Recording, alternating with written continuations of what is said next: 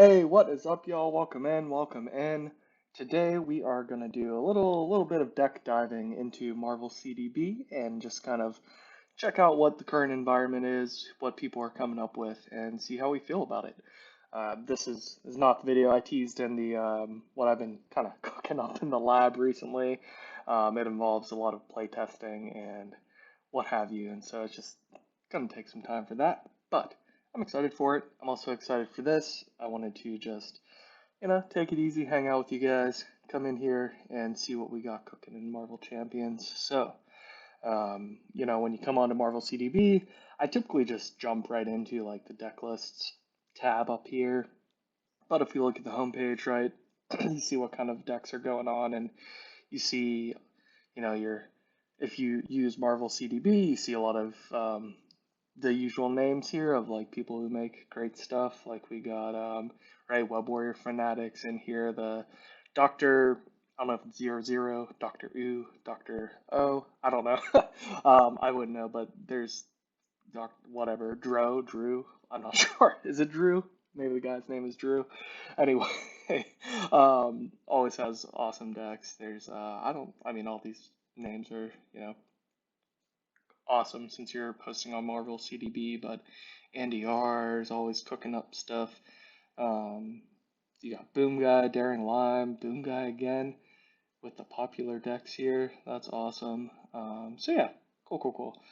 Uh, if we keep scrolling down, this is something I never do, but I figured I'd come check it out. They do a card of the day. That's cool, and showing some cards in here. So we got, a lot of those similar names: Web Warrior, Andy R, Drew. I'm gonna say Drew.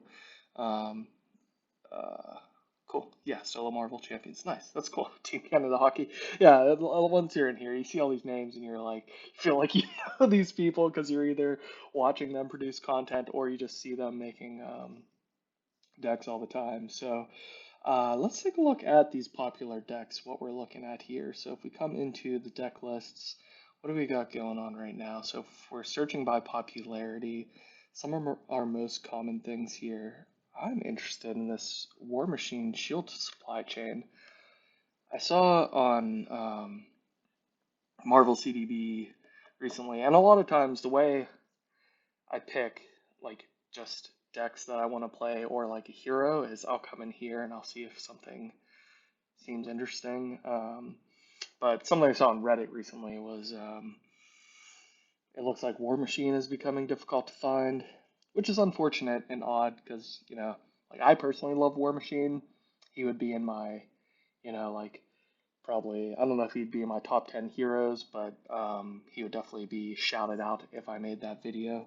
Um, but not everyone loves him, so I'm surprised maybe that's why he's sold out as well. They didn't produce him as much. But anyway, let's see what we're working with here. Justice, War Machine already sounds great. I love playing Injustice. So like controlling the threat so you can just tic tac and take care of the enemies. What do we got with agency issued artillery? It's been a lot of fun bringing the shield. Nice. 5 tech cards on his own. That is a good point. Shield tech recursion. Oh, cool. So we have his action, right? James Rhodey's action here is choose a War Machine card in your discard pile, shuffle it into your deck. So with that, you can identity specific card. Is that what it was? Yes. Since Leo Fitz can grab any tech, you can freely use your upgrades to pay for your other upgrades. That's pretty cool. I like that. Yeah. Then do the loop. Like when we find a good loop. So I'm just reading here to myself.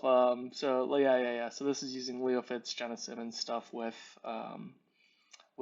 getting that mixed in using Shield for Rhodey here, and so they throw in some meditation. It's nice to have. Yeah, I've been finding that as well. A deck that the stuff I'm working on now originally included meditation, and then I nixed it because I like using my actual hero actions and activations. But yeah, cool. Vigilante training helps you recur upside the head.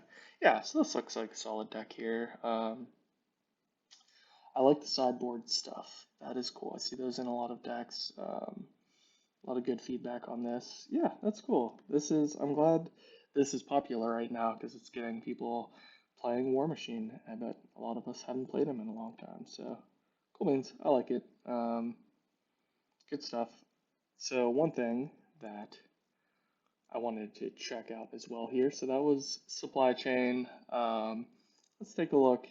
Yeah, let's look at what Boom Guy has going on. We got Spaceman, Con of Heroes, and then his basic Jubilee here.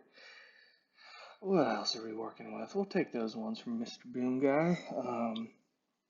So I love to see Venom. I don't know if he shouted this out in the recent videos of stuff that they're bringing to Con of Heroes, but he probably did.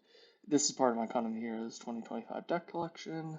That's awesome. This is really cool to see, just like for ideas of, hey, I want to get a multiplayer decks together. I can go in here and search Con of Heroes probably and find some pretty good multi-hero decks. So in here we're bringing Protection Venom. Deck is pretty straightforward, leverages the fun Guardians stuff. Ideally this is played with other Guardians and Avengers. Cool. Okay, this is good, this is good. Stand Together is a tough card to play. Stand Together. When a friendly character, cost 4, Alliance, when a friendly character would take any amount of damage, exhaust an Avenger and Guardian character. Prevent that, deal that.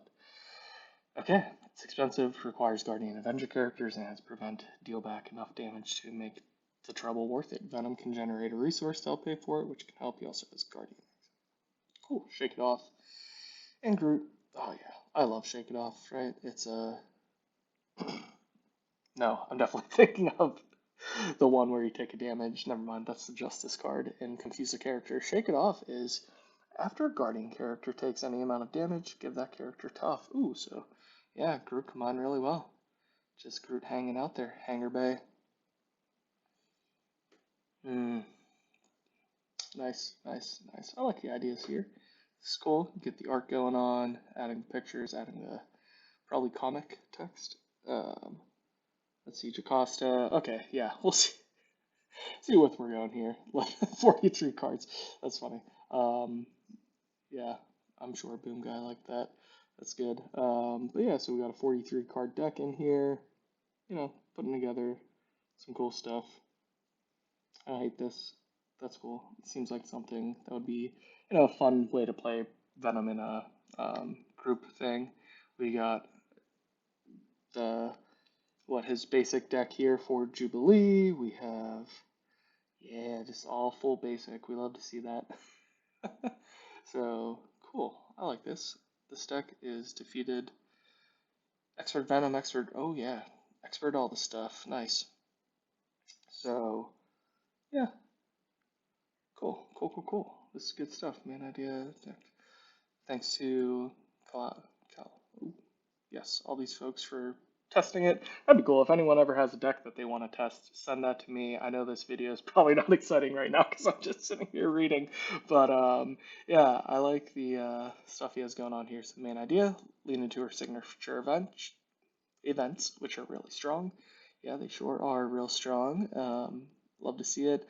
And the resources. So cool, cool, cool, cool, cool, cool. I'm just kind of skipping through here. I don't want to sit here and read a dissertation for you guys, but I appreciate when there's like so much text and like explanation and fun pictures in the deck write-up. He does a great job of this. So let's look at what we would think. Okay, so Angel B Colossus, all this stuff. Cool. So you got your awesome X-Men allies. You got multi-talented mutant education to shuffle your events back in. That makes a ton of sense. Super high training power and all of this. I see how this deck would work really well. I like it a lot. That's great. Resourceful. That's the one thing. I wonder, he probably has to have an explanation of why he's using resourceful here, because at the top of my head, I never really think of using that card. Remember, once Utopia is in play anytime your hero apply discount 100%. In order to never lose that resource from your hero ability, you can save it for later with resourceful. Yeah, no, I like that. That's pretty cool. I don't see, that's like the resourceful part is the only thing that I'm like, ooh, it's the fact that it's a wild resource is pretty cool, right? Does her Okay, there's two different types of resources. Ooh, yeah, the wild resources are pretty cool on that, which I like. Um, yeah, it helps all the other stuff. Okay, I take it back. I like resourceful. Just for getting the wild resources into your deck. That's pretty cool. Okay, so the next thing we're going to do here is I'm going to go look at my deck list. And so cutting to taking it out, looking at like some of the cool decks that are in rotation right now, looking at like what we were looking at, Boom Guy stuff and some different things. I wanted to show, and since we're kind of deck diving here, the process I go through of when, say, I look at or say I want to play a hero for a specific thing, and I go find a deck that looks like one I want to play. I want to show like what that deck looked like compared to what I ended up building, and ask, say. So for this, I had previously, maybe last year or so, put out a video of Shield in the Groot in the Shield aspect going up against Tower Defense, and it came from Get Up in Games Perfect Matchup series, and I think he mentioned Justice Groot, and whether he mentioned Shield or not, can't quite remember, but I came in looking for Groot decks and would have found this Web Warrior deck or Web Warrior Fanatic deck for Shield Babysits Groot. And so it's likely, right, this was a year ago, but I'm pretty sure I probably looked at this and then started building off of this. So if we take a look at here, right, we have 40 cards. This is the deck that I ended up building. Again, 40 cards. So let's see some differences. We'll start with the allies. I have 6.